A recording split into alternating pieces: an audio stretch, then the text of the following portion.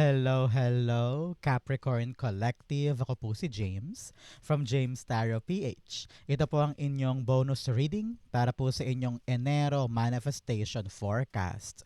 So ngayong araw Capricorn, tayo ay mag-manifest para sa buhay mo. Okay? So, simulan na natin. Inhale and exhale. Holy Spirit, Spirit Guides, ibigay natin kay Capricorn ang mga mensaheng dapat nilang malaman for the month. Okay? So in your current situation, you have the Six of Pentacles. Beautiful. In the area of what's blocking, ano yung humaharang sa'yo Capricorn this time tungkol sa yung manifestation? Meron kang the Temperance card. In the area of what you need to do, meron kang the Knight of Wands. Beautiful. In the area of what you need to focus on, you have the Eight of Wands. Wow, movements. Napakaganda nito. In the area of what's coming in, wow, Sun card. Alam mo na Capricorn, pag lumalabas si Sun card, tapos na to. Magandang buwan ito para sa manifestations mo. Good for you. In the area of your divine messages, you have the Empress card. In the area of your fortune, meron po kayong the Devil card. Beautiful. Huwag mo tong katakutan, nasa fortune area, kaya maganda yan. In the area of your near future, the Five of Pentacles. At ang missing puzzle piece po sa buhay ninyo, ano yung kulang na ingredient para talagang masolve na yung problemang yan at makuha na yung minamanifest? Ito po yun. Mamaya sabay-sabay natin siyang bubuksan at the end. But first, mga Capricorn, commercial muna. Thank you po sa mga nagdo-donate, saka po sa mga hindi nag-i-skip ng ads. Yan lang po yung only way to support me kapag meron po tayong libreng reading for Capricorn dito sa ating channel. Salamat din po sa mga nagla-like at nagko-comment. Malaking bagay rin po yan. Salamat po. So, in the background of your reading, the Ace of Swords. Wow! Sabi dito ng yung Spirit Guides Capricorn ay malaki ang tsansa mo na talagang manalo, magtagumpay, makalagpas sa isang pinoproblema mo ngayon. Sabi rin dito, kapag lumaban ka ng lumaban ay talaga namang lalapit ka ng lalapit sa iyong manifestation. Nagsisimula ang lahat sa malinaw na intensyon. Okay?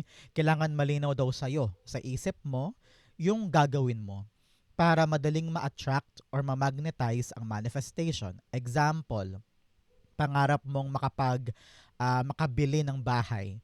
Pero hindi malinaw sa'yo kung paano ka makakabili nun. So, kailangan talaga alam mo kung ano yung lalabanan mo para yung goal, yung manifestation ay mangyari. So, kailangan ngayon palang unti-unti nang lumilinaw sa'yo yung paraan or yung journey patungo doon. Hindi pwedeng malabo sa'yo. Hindi pwedeng hindi ka sure. Dapat sure tayo. Example din, balak mo magtayo ng isang magandang negosyo. Dapat malinaw sa'yo kung saan ka expert, kung saan ka magaling. Hindi pwedeng sasabak ka sa coffee shop business nang hindi malinaw sa'yo kung paano ba patakbuhin yun, mga ganyan. So, clarity will be your power para magtagumpay ka sa iyong manifestations. Okay? Napakagandang background energy nito. Dagdagan natin in your current energy situation. You have the Six of Pentacles in your core energy. Sinasabi dito Capricorn, panahon na. Panahon na para tignan mo kung ano yung mga bagay na kapaki-pakinabang ng energy mo. Narinig ko ngayon, meron ka daw pinaglalaanan ng energy na hindi karapat-dapat. Halimbawa, may pera ka ngayon. Example lang to ha para magets mo to. May pera ka ngayon, tapos binibili mo lagi sa online shop. Bili ka ng bili, imbes na ipunin mo yun pandagdag sa balak mong kapital for a new negosyo. Di ba? So, kung ano yung pinaglalaanan mo na mali, dapat baguhin na daw natin yan ngayon para mailaan natin sa karapat dapat. Ganon din pagdating halimbawa sa friendship or relasyon. Halimbawa, you're giving your full trust sa isang kaibigan. Lahat na lang ng utangin niya binibigay mo. Pero you realized na pinangsusugal pala niya halimbawa. So you need to retract na parang, huy, pinapautang kita pero parang lalo pang nakakasama sa'yo. So parang ganon. You need to figure out kung saan ka naglalagak ng effort, time, money, or pagmamahal na mali pala. Para mailaan mo yan sa karapat dapat. Okay? Clarify natin siya. Six of Pentacles being clarified by, you have the Knight of Swords. Yes, dapat daw yung energy natin, binubuhos natin sa karapat-dapat. Lalo't higit ngayong panahon na ito, no? Matalagang we're entering 2026. Ang pinaikling number niyan, 1 eh. So, we're starting new beginnings, we're starting new opportunities, mga bagong bagay. At yun daw dapat yung pinaglalaanan mo ng oras at panahon. Tama na daw yung mga pagkakataon na lagi kang nagpaparaya, nagpapaubaya, nagpapakasakripisyo or nagpapakamartir for something or someone na talaga namang walang mabuting saysay na dulot sa'yo. Okay? So ngayon, kailangan daw refigure natin or i-redirect natin yung ating energy sa mga bagay na alam nating maganda ang bunga para sa atin. Okay? So it's all about you changing lanes or redirecting your life for the better. Okay? So siya nga pala mga Capricorns, since ito po ay manifestation reading, panahon na ilapag mo na sa baba ang mga manifestations mo, okay? Isulat mo dyan, I manifest blank in my life this January, it will come true. Mas matutupad kapag sinusulat, kaya sulat na sa baba, okay? In the area of what's blocking your manifestation, meron kang ride the storm and lack of awareness. Sabi dito, dapat daw aware ka sa mga nangyayari sa paligid mo. Kumbaga, you need to be conscious pagdating sa realidad ng buhay mo. Example, balak mong makapasok sa isang ospital dahil nursing graduate ka. And yung realidad ng paligid mo, walang bukas na nursing job anywhere. Anywhere. So, hindi ka naman pwede mag-abroad agad kasi halimbawa, kulang ka pa sa credentials, di ba? So, kailangan aware ka sa sitwasyon mo para malaman mo yung tamang pintuan na pwede mong puntahan. Ganon, parang ganon. With ride the storm, kapag daw talaga turbulent o kaya magulo ang buhay mo ngayon, maraming struggles and all that, dapat daw marunong kang sumakay sa agos. Hindi pwedeng saklob ka lamang sa problema o sasabihin mo sa sarili mo, talo na ako, ayoko na, suko na ako. No. You need to ride the tide. Kailangan talagang aandar ka, susulong ka, dadaanan mo yung bagyo hanggang sa lumipas siya. So, para malagpasan mo ang bagyo, dapat kilala mo yung realidad ng buhay mo para alam mo yung galawan. Okay? Parang ganyan. So, in what's blocking, you have the Temperance card. Nawawalan ka na ng pasensya, Capricorn. Meron kang mga ginagawa, meron kang gustong gawin, pero at some point, kahit na sinisipagan mo or hinuhusayan mo, ramdam mo pa rin yung kawalan ng pasensya. Parang sabi mo, God, hanggang kailan ko ba to gagawin? Hanggang kailan ko ba to itutuloy? Pagod na ako. Nafa-frustrate na ako. Minsan gusto mo nang i-shortcut yung proseso, no? Pero sabi dito ng yung spirit guides, panahon na, Capricorn, for you to be patient even more. Okay? Hindi pwedeng minamadali. Hindi pwedeng niraratrat yung manifestation. Yung frustration energy mo, yan yung lalong nagpapatagal do sa manifestation. Kaya you need to really be patient, kalmahan mo lang, do your best, gawin mo lang siya every single day. Baka magulat ka, one of these days, tapos na, o nandyan na. Kaya kailangan i-enjoy mo yung proseso, huwag ka masyadong mag-aligaga, mataranta, mainip, kailangan let's have this mindset na God will provide in His right time. Archangel Michael is here giving you the assurance na divine timing ang kailangan mong asahan. So, ibibigay sa iyo to sa panahong kailangan mo. Kaya ngayon, magsipag ka, magtrabaho ka, hintayin natin. And do your best because that is an ingredient para ma-attract mo yung manifestation mo. Okay? Clarify natin to. Temperance cards being clarified by the Temperance card. Yes, sabi niya, sinabi ko na eh. Kinonfirm niya ang sarili niya. Sabi niya, kailangan talaga pasensya. Hindi tayo pwedeng magmadali. Kailangan malinaw sa'yo na yung mga bagay, hindi instant. We need to really push forward and give our effort para ito'y matupad. Bigyan pa kita another confirmation. Yes, Page of Swords. Sabi dito, kung talagang nababagalan ka at kung talagang gusto mong bumilis ito, kailangan mo daw araling mabuti kung ano yung ginagawa mo para daw maisip mo yung tamang paraan or tamang diskarte para ito'y bumilis. So, knowledge will be your power this time. Kailangan talaga matuto kang mag-aral or matuto kang umabsorb ng information na makakatulong sa'yo para ito'y umandar ng smoothly and faster than before. Okay? Importante yan. In the area of what you need to do, meron po kayong the Knight of Wands. Sabi dito, enjoy lang yung proseso. Yun ang kailangan mo ngayon para hindi ka naiinip, para hindi ka natataranta, at para hindi ka naiirita sa tagal ng proseso. I-enjoy mo daw. Halimbawa, ikaw ay naghihintay ng visa para tawagan ka or naghihintay ka ng result for a training or for an interview. Kailangan daw ine-enjoy mo rin ang buhay mo at ine-enjoy mo rin yung proseso. Huwag mong haluan ito ng frustration or desperation. Kailangan talaga yung passion mo, yung puso mo, yung motivation sa puso mo, ilaan mo dyan so that nakita mo yung halaga ng paghihintay. Hindi pwedeng minamadali. Ang kailangan lang talaga, fighting spirit at saka determinasyon na kaya ko tong itawid hanggang dulo. Okay? Enjoy the process. Example, meron kang bagong trabaho ngayon, nasa factory ka, nahihirapan ka pa sa galawan, kung i-enjoy mo yung company ng mga kasama mo, tapos meron kang willingness to learn and to gather information, mamahalin mo yan, may excite ka every single day. So, habang tumatagal, dumadali, bumibilis, gumagaan. Okay? I-clarify natin siya. The Knight of Wands being clarified by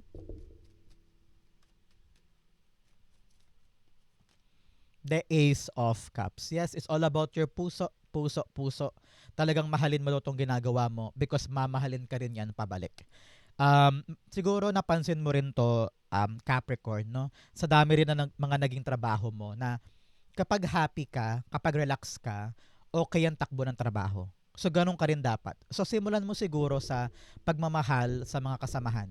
Maaaring doon mag-uugat yung kapanatagan, comfortable ka when they're around you. So, maaring kapag comfortable ka na sa paligid mo, baka maaring mahalin mo na rin yang gagawin mong bago. No? So, you need to really put your heart and effort and pagmamahal dyan para maganap na yan. Kasi marami sa inyo may gustong bagay pero hindi naman siya bukal sa puso. Parang napipilitan ka lang dahil siguro pangailangan for the family, pressure from the family, kailangan lang para sa obligasyon or makabayad sa bills. Pero kung matututunan mo daw mahalin itong gagawin mo, ay talagang mamahalin ka niyan pabalik. Okay? In the area of what you need to focus on, meron po kayong the Eight of Wands. Sabi dito, mag-focus ka lang daw muna sa isang bagay. Okay? May darating daw sa yung good news after good news after good news na maaaring very, very overwhelming. Hindi mo alam kung anong dapat unahin, kalito, ang dami kong dapat asikasuhin. So, ang kailangan dito, kalma, kalma, kalma. Okay? Meron po ako nakita sa inyo na parang yes, this month, makukuha mo na yung trabahong hinahangad mo.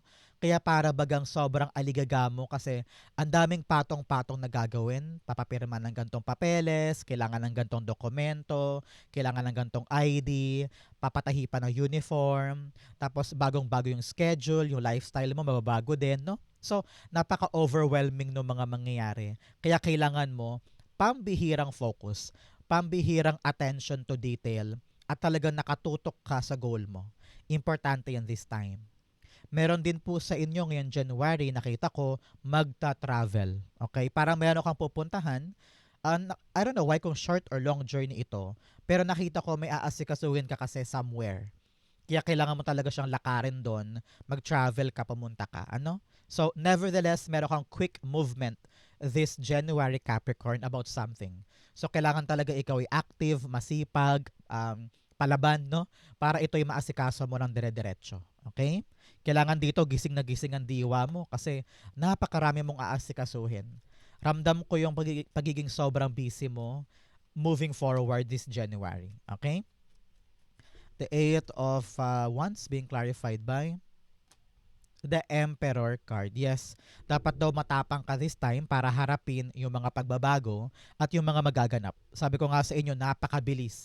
Ang dami mo nga asikasuhin na iba't ibang bagay all at once. Kaya talaga importante, alam mo malinaw sa'yo kung ano yung importansya ng mga dapat mong gawin. Kasi baka mamaya ma-overwhelm ka, sabihin mo, ay ayoko na asikasuhin yan. Ang dami-dami, bilis-bilis. Pero kung alam mo kung gaano to kahalaga, sisipagan mo, hindi ka bibitaw. Okay? So, maging wais ka ngayon sa bawat hakbang, maging matalino sa bawat desisyon, maging disiplinado sa bawat gagawin para kung ano man tong mabilis na mga energy ay talagang magamit mo in your full advantage. Okay? Kumbaga narinig ko, huwag sayangin ang pagkakataon. Dapat talaga headstrong ka for you to be able to handle this. Okay? Napakaganda niyan. I-claim mo to. Bibilis na ang mga bagay-bagay, kaya kailangan mo talaga maging active. In the area of what's coming in, meron po kayong joy and delight. Open your heart to joy. Yes, kailangan talaga maging maligaya ka.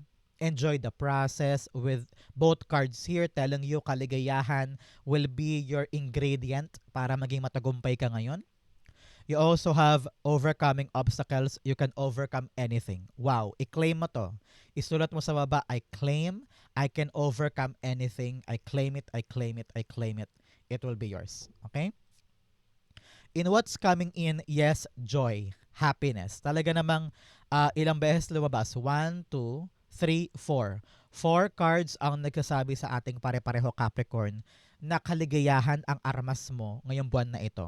You'll be very, very happy. I don't know why. Maybe because some of you ay talagang birthday season pa rin for other Capricorn dyan. Hanggang January 19 ang mga Capricorn eh. So, talagang celebration galore, happiness, baka may regalo para sa'yo, or may mga bago kang gagawin na talaga namang sobrang excited ka. Dahil itong season na to will really give you that boost, will give you that energy para maging malaya at sundin talaga yung mga bagay na gusto mo. So panahon to para maging optimistic, wag masyadong nega, no? At wag masyadong dibdibin yung mga bagay-bagay. Just enjoy the tide and enjoy your life. Especially, nasa season pa tayo ngayon ng Capricorn, no? So talagang gawin mo lang yung magpapaligaya sa'yo para ganahan ka pa to do more and achieve more. Okay? Sun card, clarify natin. You have the High Priestess. Yes, High Priestess is all about you trusting yourself. Marami kang mga bagay sa buhay mo na hindi mo naiintindihan. Siguro marami kang mga questions kaliwat kanan na paano ba to? Paano yun? Paano to? Clarity will be given to you. Trusting yourself, trusting your gut instinct ang magdudulot sa'yo ng kaliwanagan. Na parang, hindi man ako sigurado pero alam ko sa puso ko, ito gagawin ko. Mga ganyan, no? So, kung ano man yan na balak mong gawin, balak mong simulan, pagkatiwalaan mo ang sarili mo, always think positive, maging positibo ka lamang at joyous, joyful, it will be a good outcome for you. Meron ka daw gagawin ngayon, Capricorn, na pag inisip mong mabuti, naramdaman mo, magaan sa feeling yung proseso at sisimulan mo siya. Napakaganda. So good luck and congrats po. I-claim mo to, happiness and gut instinct will be clear for me this month. Okay? In the area of your divine messages, meron po kayong communication is key. Yes, dapat daw malinaw sa iyo ang lahat-lahat, kaya importante makipag-usap ka na. Communication will be your power.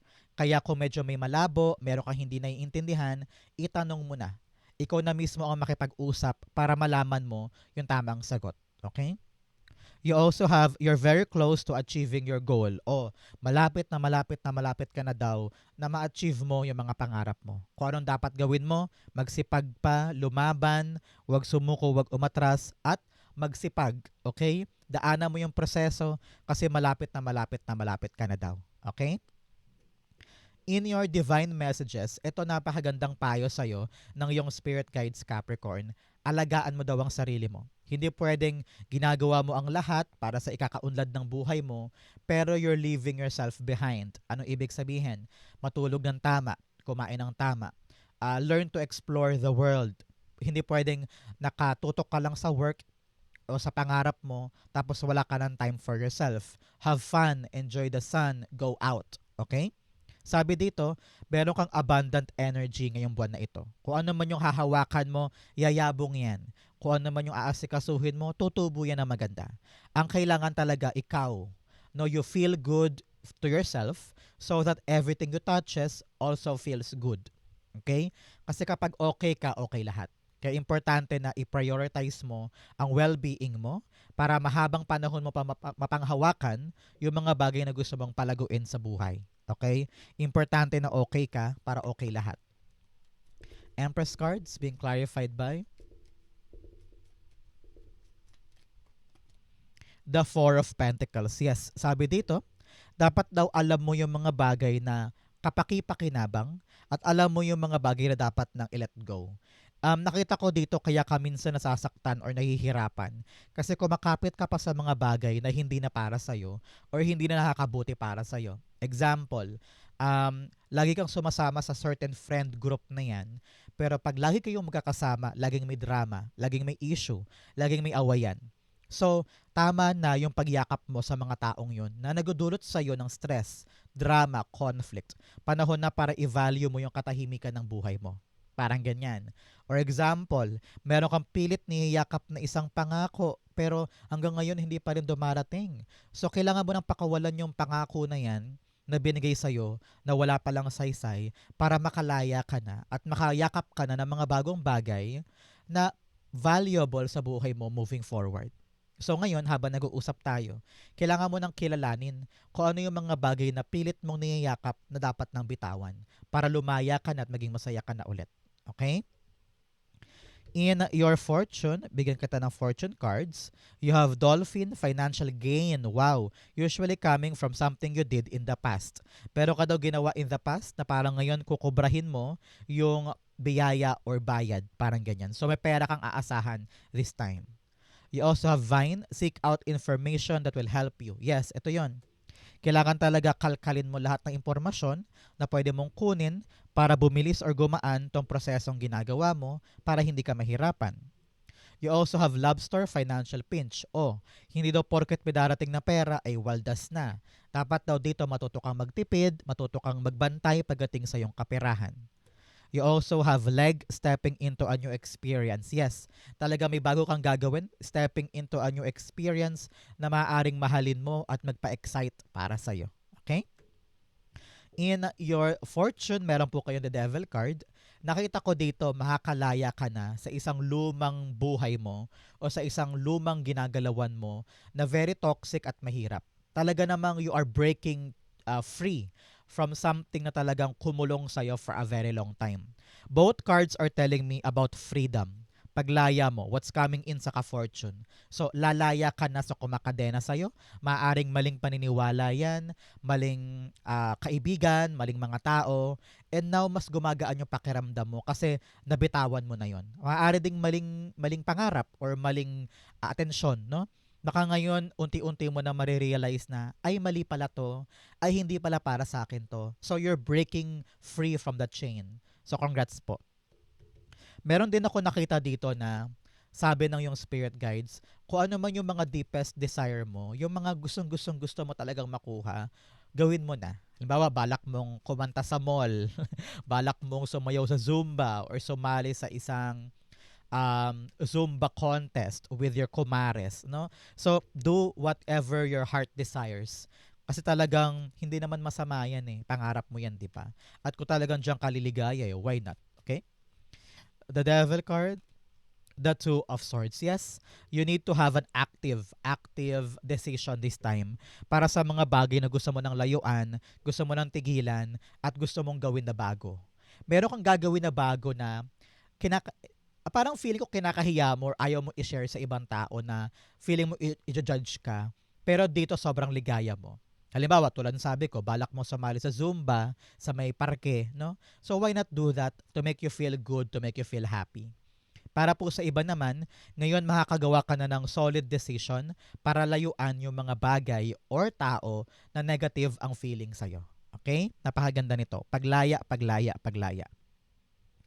In your near future, meron po kayong the Five of Pentacles. Si Five of Pentacles, sinasabi ng yung Spirit Guides Capricorn na panahon to para ikaw yung mag-push forward kahit nahihirapan ka. Huwag mo daw bigyang buhay ang negativity na nararamdaman mo, okay? Dapat yung mga strength mo ang kinakapitan mo at huwag mo i-big deal yung mga weaknesses mo. Kapag lagi mo daw ginagamit yung weaknesses mo, paano tayo makakaabante? So ngayon, sabi dito, kapag nahihirapan, push forward. Huwag tambayan ng problema. Kung meron daw mga taong tutulong sa'yo, i-accept mo daw yung help because yan talaga yung mga bagay na maaring magpalinaw sa'yo sa journey mo para hindi ka mahirapan. Okay? Help is coming. Tanggapin mo daw yung tulong para makagaan sa ginagawa mo. Okay? The Five of Pentacles. The Eight of Wands. Okay. Eight of Wands here is telling you talaga namang meron kang 8-8 abundance is coming into your life. Okay? So sabi dito, daanan mo lang, dire-diretso mo lang, mag-focus ka daw sa isang bagay para lalong hindi ka mahirapan. Kung talaga nahihirapan ka sa isang bagay, humingi ka na ng tulong. Okay? Humingi ka na ng guidance, assistance, helping hand para ikaw yung makatulay na mabilis sa isang bagay. Okay? Narinig ko po dito kung nag-struggle ka man halimbawa sa pera or sa trabaho, sa negosyo, may mabilis na energy darating na magpapahila sa'yo away from the struggle. Okay? Napakaganda. I-claim mo to. Ang outcome mo or missing puzzle piece, ano yung kulang na kulang na kulang kay Capricorn this time para makuha na yung minamanifest mo? The Seven of Cups. Kalinawan. Okay?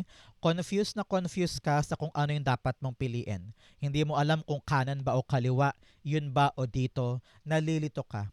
Sa panahon ito, Capricorn, this month, para lumapit na yung manifestation mo, dapat malinaw sa'yo yung unang gagawin mo. Hindi pwedeng nalilito, hindi pwedeng iba-iba. Dapat sigurado. Kaya importante makipag-usap ka sa kapatid, sa magulang, sa boss, sa katrabaho. Kung sino yung may concern sa kalituhan mo, kausapin mo na daw para once and for all maplansya na at maging maliwanag na yung dapat mong gawin. You're starting your January right kapag na-pinpoint mo na kung ano yung pipiliin mong pintuan at kung ano yung mga bagay na una mong gagawin. At doon, kung ano man yung pipiliin mo, ramdam ko na mamahalin mo yan at may excite ka sa mga bagong pintuan at experiences na mararanasan mo. Okay? Yon to, may lapon, the Ten of Swords. Yes, kailangan daw palayain mo ang sarili mo sa takot, palayain mo ang sarili mo sa trauma, no? Baka kaya hindi ka makapili dito because you're so afraid na baka manumbalik na naman yung dating pain or dating suffering. So you need to really tell yourself, okay, I'm moving forward, hindi na mangyayari yung nangyari dati. Ngayon, babangon ka na, you are now helping yourself to rise above the situation and you're picking something. Meron ka nang pipiliin na dadaanan mo na ruta na magpapabangon sa buhay mo. Okay? So, wag kang matakot na mag-try. Wag kang matakot na sumubok kasi ito yung chance mo para makaalagwa ka na. So, palayain mo ang sarili mo dito sa kumunoy na pinaglugmukan mo kasi meron ka pang bagong pag-asa. Kaya importante talaga, malinaw muna sa'yo kung anong pipiliin mo para totally makalaya ka dito. Okay? So, clarity will be power and sundin mo daw yung intuition mo para alam mo kung alin dito ang gagawin mong una at kung anong pipiliin mong bagong landas. Okay? So, yan po ang inyong manifestation reading, Capricorn. After watching this video, na-manifest mo na yung bagay na para sa'yo, darating na yan. Okay? So thank you Holy Spirit, Spirit Guides for the clarity and messages para sa mga mahal kong Capricorn. Saan po kayo nakaresonate ha? Comment po kayo sa baba, babasahin ko po yan. Thank you again for watching hanggang dulo, Capricorn. I love you. This has been James for James Tarot PH. God bless everybody.